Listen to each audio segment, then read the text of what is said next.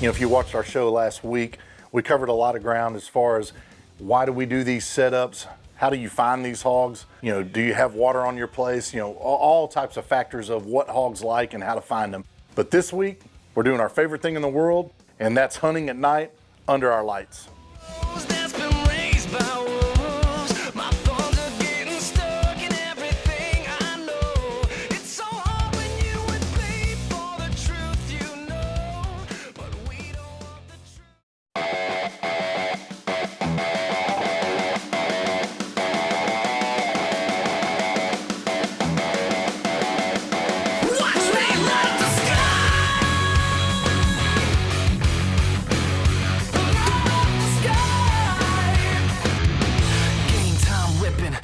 Condition, lights out, stomping all competition. My utmost to his highest, it gets no flyer. We set the mainframe on fire. Boom, cold red, feel the lead from the pedal. I push to the metal, the dust never settles. F5 level, kick up the bass and the treble. Cause faith, that's a rebel. I can show you the devil. I blaze a trail like the rays from tail light sound, shaking the ground like earthquakes and hail might. Someday I'll die, but not tonight. Excuse me while I light up the sky. Light up the sky.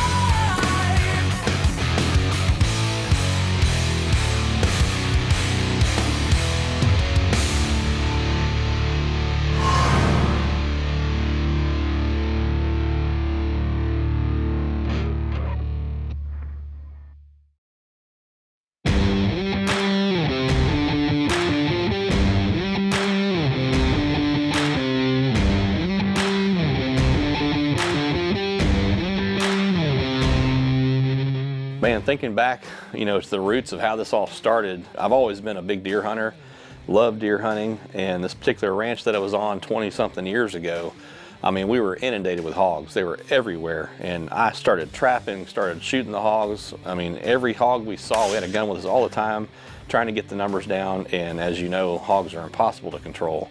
So eventually they became nocturnal, and the only way we were going to eliminate any more hogs was to do it at nighttime, and there wasn't any hog lights available of any kind. I started working on developing my own lights to hunt with at night. I found this cleaning out the warehouse actually last week. It's kind of funny, but these are my little feeder lights that I developed just for my own personal use to try to get on these hogs. Man, it worked so well. Everybody on the lease was wanting me to make these lights, and then friends were hearing about it, and so I started working on our original kill light feeder light, trying to make it simple with the magnets where you just slap it up under there, put some C batteries in it, had the power port to hook to the feeder, lots of memories. But we were trying to film this stuff. It was extremely hard to see these animals and to be able to actually tell what it really looked like in person. Well, with technology where it is today, and these lights being brighter and brighter, these cameras working better in the lower light conditions, finally, you're actually starting to show you close to what it really looks like by the time it hits TV.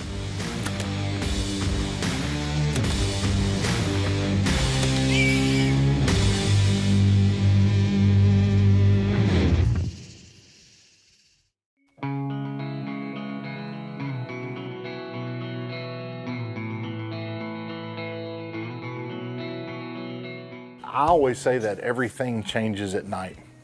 From the feel of it, your senses, the sounds that you hear. I feel that we can get away with a lot more at night, especially with our lights. The whole point is that our lights minimize the animals getting spooked. They get acclimated to it. They're coming in. They're not worried about the lights at all. They know when that feeder goes off, it's a dinner bell. They're running in.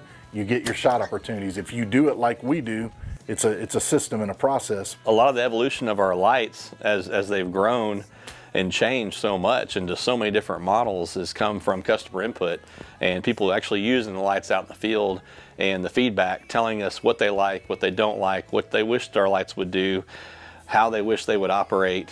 All these things, you know, we listen to all these things, we listen to all the input, but at the same time, this is my hobby. I'm out there doing this stuff way before the company ever started, so I know what it takes to have a good light. I know how much light that you need to see. I know how bright it needs to be to see and shoot without spooking the hog. I live and breathe it. I'm not just making this stuff to make money. I actually enjoy it. I love it. I'm passionate about these products and the customers that get to use them, and the success and the pictures. And I mean, I got goosebumps just telling you that. I mean, I love it. It drives me to keep going and to keep making these great products.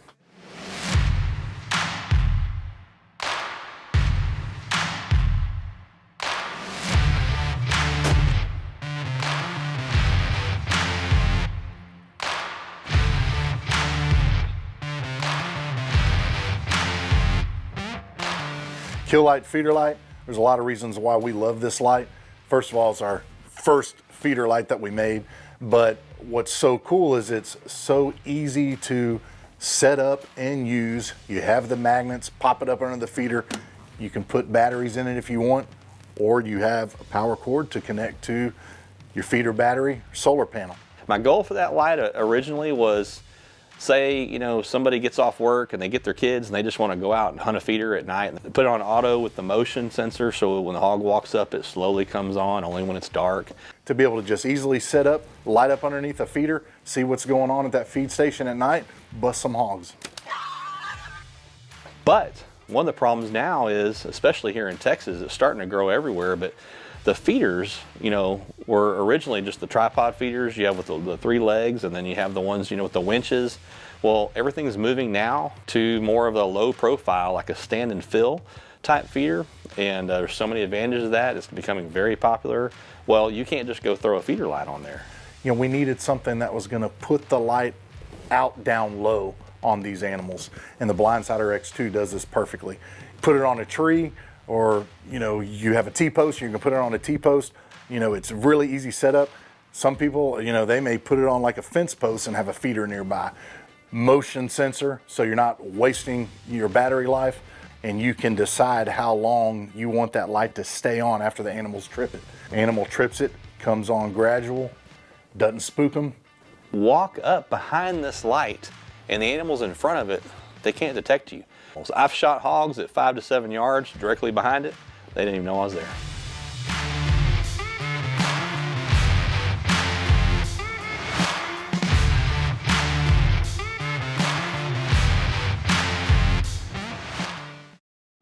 Let's face it, batteries are expensive and nobody likes changing them.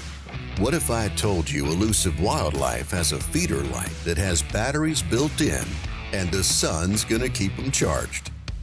The Sportsman solar-powered feeder light does just that, and it's about as easy as they come to install. Set the light to one of its 5 selectable modes. Don't forget to tighten up the set screws. That keeps the coons from knocking it off. Just run a couple screws through the included mounting bracket and wait. The sun will charge it up, and the motion sensor lets the light know when to come on. When an animal gets nearby, let there be light. The Sportsman keeps them lit up, but you still have to make the shot. We can't do it all for you. This sweet little death ray comes in green, red, or white, and pigs will die under them all. I'm partial to green, but I guess that's up to you.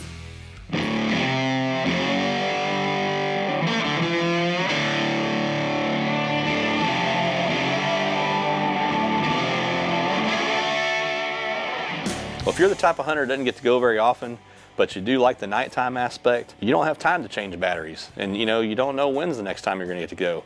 And people like that, they wanted a solar option. They wanted a way to be able to have the light on, know it's there, get the animals acclimated, and know that they have a light whenever they need it. That's why we came out with 2 new solar lights. The first solar light we developed is called the Sportsman, and it's very, very small, very economical, has a 2000 milliamp iPhone type rechargeable lithium-ion battery. It has a solar panel built into the back of it. So as long as there's good sun, it's gonna charge up and it's gonna run all night long. And it has 5 different modes. So the reason we did the different modes is depending on where you're gonna put this light, if you don't have a lot of sun and you're maybe in a wooded area and it's not gonna get full sun all day, there's different modes to run at different power so that you will have a light that you can hunt all night. If in a great application where you have plenty of sunlight and you can run it in, say, mode 4, it's gonna run 10% power all night long, which is actually enough light with good optics and with a bow to hunt all night long. That is a great light. I think it's probably one of our most economical bangs for your buck right now, because for a low price you can get a light that has rechargeable batteries built in, lithium ion, it has a solar panel built in, and as long as there's sun, it's going to run and it's going to be working for you.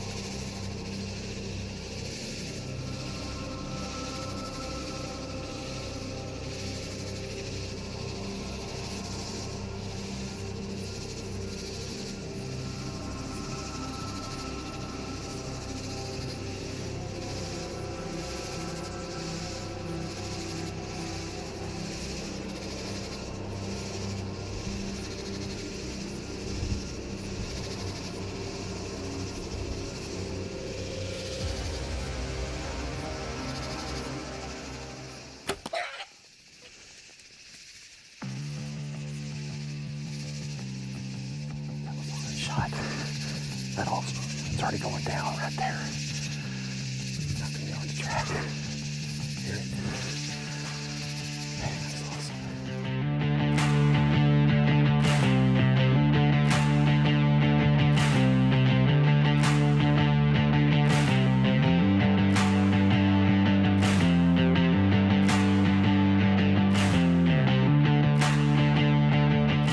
Well, here she is, made a perfect heart shot, just like we thought. She didn't go far, but she did manage to find the thickest, nastiest stuff she could find. We barely found her. Had to get in and dig her out, but the night's still young. We're gonna head to another spot. Hopefully we get some more.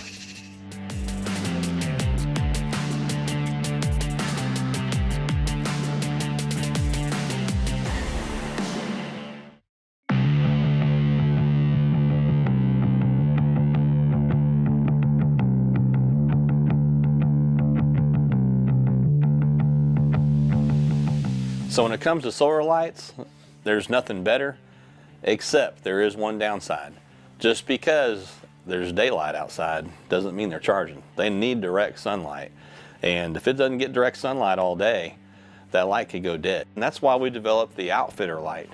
The Outfitter light, not only does it solve that problem because we have even bigger battery pack, but we also have a power cord that comes with it. It can go down and plug onto a car battery, a feeder battery, anything. It'll not only will it charge the light if it's daytime and you hook it up, but it'll also power that light. The Outfitter to me is a little bit of a different animal because of the amount of light it puts out. Now, Chad and I say it'll light up the feed station like Friday night lights in a high school football stadium. And that's what it does. This light is exciting for so many reasons. You know, whether you're rifle hunting 200 yards away and you got a scope on the rifle and you want to see great clarity of what's under the feeder, this is a light for you.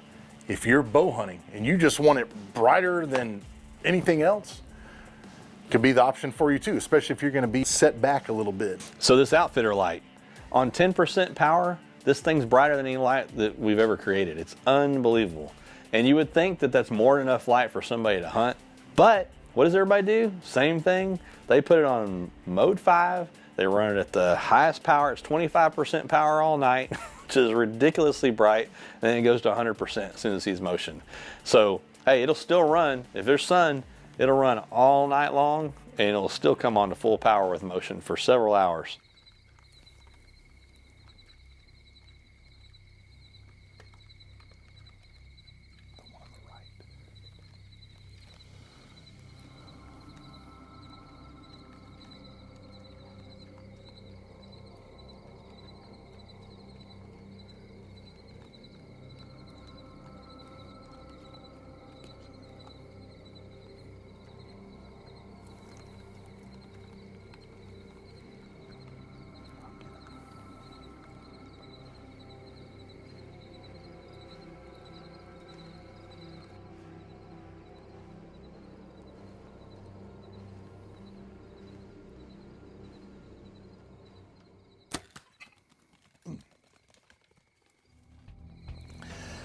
I mean, I got a good double lung hit.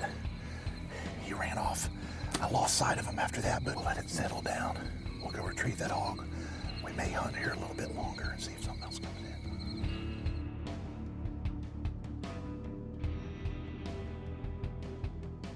Yeah, hog's right here.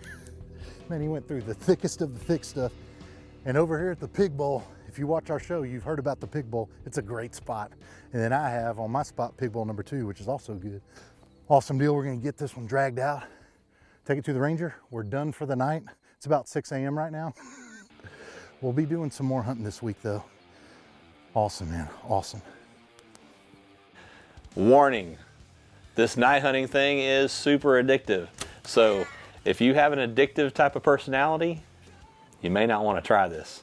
And your wife may not like you. Hey, you know what? She may love it too. I know mine does. Go out there, get you one of our lights, set this thing up. Man, once you try it, you're gonna be hooked, just like us. I'm feeling like just letting go. It's taking everything I know. The wheels keep burning. I'm about ready to run. When I get angry, I feel. On today's show, Chad and Scott are showing us the great importance of really bright lights, especially when you're hunting these hogs at night. When everything goes dark, the difference between success and failure often means the kind of lights that you're using and how you strategically set them up to get on these nighttime hogs. You know, I thought about that a lot for today's episode because as a pastor, what I see a lot with people in life is that many times, look, life isn't fair, right? We know that. I tell people all the time, if you're looking for fair, it comes to town once a year. It comes to town once a year and you can go ride the Ferris wheel and get you some cotton candy, but sometimes life isn't fair and we know that. And things can go dark in people's life, and I see it all the time, again, as a pastor. I see people go through divorces, and I see people go through sickness, and I see people go through financial stress and struggle. And the question is, where do we go when life gets dark? Well, here's what Jesus said in one place in Scripture. Jesus said, I am the light of the world. I am the light of the world. Now, maybe you're not a religious person. Well, I would say to you, neither am I. Even though I'm a pastor, I'm not a religious person because religion and a relationship with Christ are completely different. What I would say to you is that relationship with Christ is a heart thing, and it's something that is for everyone. It's not just for a certain category of people. It's not just for a certain group of people. It's for everyone. And if you have never given Jesus a second look, if you've never even thought about going back to church, I would encourage you to give Him a try. If you have been going through a dark time in your life, Jesus said, I'm the light of the world. I promise you, He'll help you. He'll encourage you. He'll strengthen you. You'll find hope that you can't find anywhere else. If you'd like to know more about a personal relationship with God through His Son, Jesus Christ, just go to elusivewildlife.com, click on the Moment of Truth tab. Go!